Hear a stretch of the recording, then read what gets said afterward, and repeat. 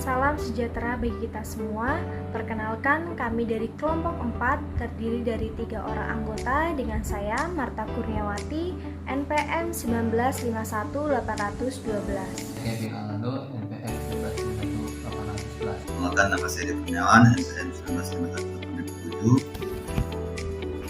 Di kesempatan yang berbahagia ini, izinkan kami mempresentasikan tugas kelompok mata kuliah manajemen CSR dengan dosen pengampu Ibu Meita Sekarsari, SPD MSAK, dan untuk materi mengenai prinsip-prinsip tata kelola perusahaan.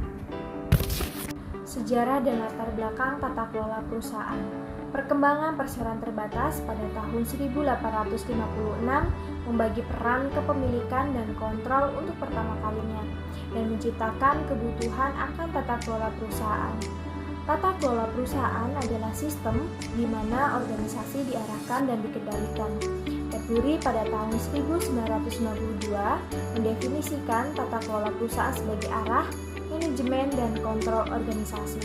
Perusahaan harus dikelola untuk kepentingan terbaik para pemangku kepentingannya dengan menekankan khusus pada pemegang sahamnya. Pertimbangan harus diberikan kepada semua pemangku kepentingan sehubungan dengan kegiatan yang dilakukan bisnis, misalnya karyawan dan masyarakat umum. Hubungan antara tata kelola perusahaan dan etika. Istilah etika mengingatkan kita untuk bertindak dengan cara yang mempertimbangkan apa yang benar dan salah. Apa yang benar dan salah dalam masyarakat dapat bervariasi dari waktu ke waktu dan antar budaya yang berbeda, tetapi umumnya menimbulkan praktik yang dapat diterima dan yang tidak. Tata kelola perusahaan berkaitan dengan bagaimana bisnis beroperasi yang bertujuan untuk dipertimbangkan dan diberikan kepada semua pemangku kepentingan ketika menjalankan aktivitasnya. Memiliki masalah mendasar tentang perlunya kepedulian terhadap etika perusahaan yang baik untuk menghargai apa yang benar di masyarakat. Definisi tata kelola perusahaan. Tata kelola perusahaan mencakup sejumlah bidang utama, tetapi secara umum diringkas seperti yang dinyatakan sebagai cara organisasi diarahkan dan dikendalikan. Untuk mencapai tata kelola perusahaan yang baik, perusahaan harus memperhatikan hal-hal berikut. Yang pertama, perusahaan harus bertindak untuk kepentingan terbaik pemiliknya atau pemegang saham. Pertimbangan harus diberikan kepada semua pemangku kepentingan. Yang kedua, harus sesuai dengan kode yang relevan. Dan yang ketiga, pertimbangan harus diberikan kepada semua kekuasaan dalam dewan direksi. Yang keempat, resiko harus dipatuhi dan dikelola. Yang kelima, etika yang baik harus dipatuhi dan tanggung jawab sosial perusahaan harus diperhatikan. Selanjutnya, laporan telah dihasilkan terkait dengan masalah tata kelola perusahaan. Di bawah ini adalah rangkuman dari beberapa keruntuhan perusahaan utama yang memunculkan fondasi tata kelola perusahaan. Edisi terakhir diterbitkan pada tahun 2010 dan mencakup prinsip-prinsip utama berikut. 1. Kepemimpinan, 2. Efektivitas, 3. Akuntabilitas, 4. Remunerasi, 5. Hubungan dan pemegang saham. Prinsip utama. Kanburi 1992 memberikan kode praktik terbaik bagi perusahaan. Kode ini dibangun di sekitar prinsip-prinsip utama akuntabilitas, kejujuran, dan transparansi. Prinsip-prinsip ini bersama dengan konsep ekuitas menjadi tolak ukur tata kelola perusahaan yang baik. Tata kelola yang baik dalam melayani publik menerbitkan standar tata kelola pada tahun 2005 yang menetapkan prinsip-prinsip inti tata kelola perusahaan yang baik, menunjukkan bagaimana tata kelola perusahaan secara bertahap berubah dan berkembang.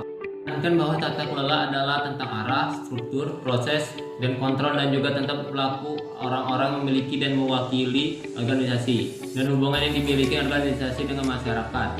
Elemen kunci dari tata kelola perusahaan yang baik terungkap yaitu kejujuran dan integritas, transparansi, dan keterbukaan, tanggung jawab, dan akuntabilitas.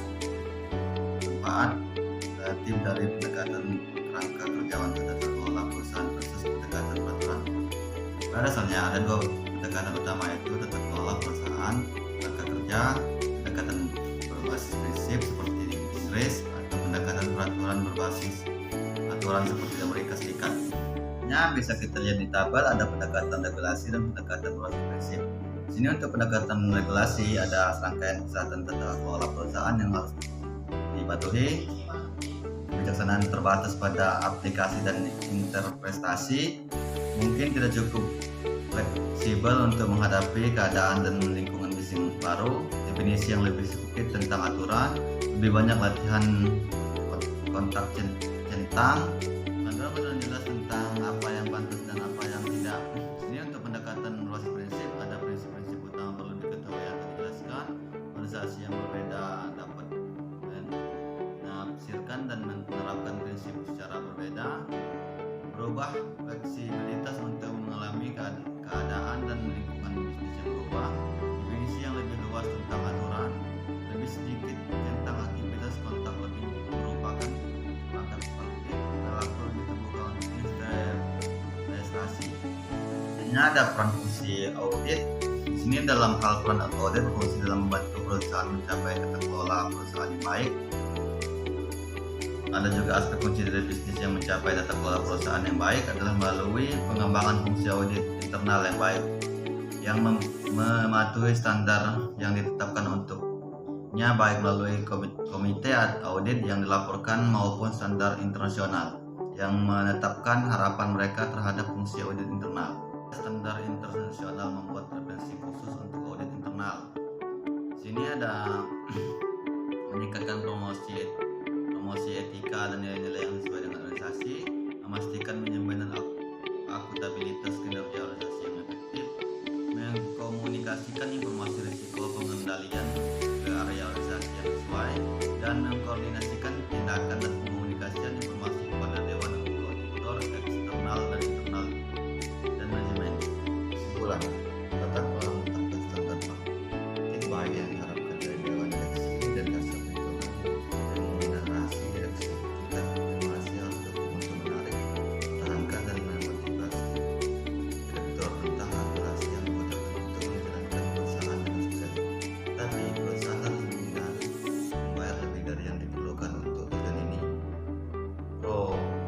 porsi yang signifikan dari remunerasi direktur eksekutif harus disusun sedemikian rupa untuk menghubungkan penghargaan dengan kinerja perusahaan yang hidup.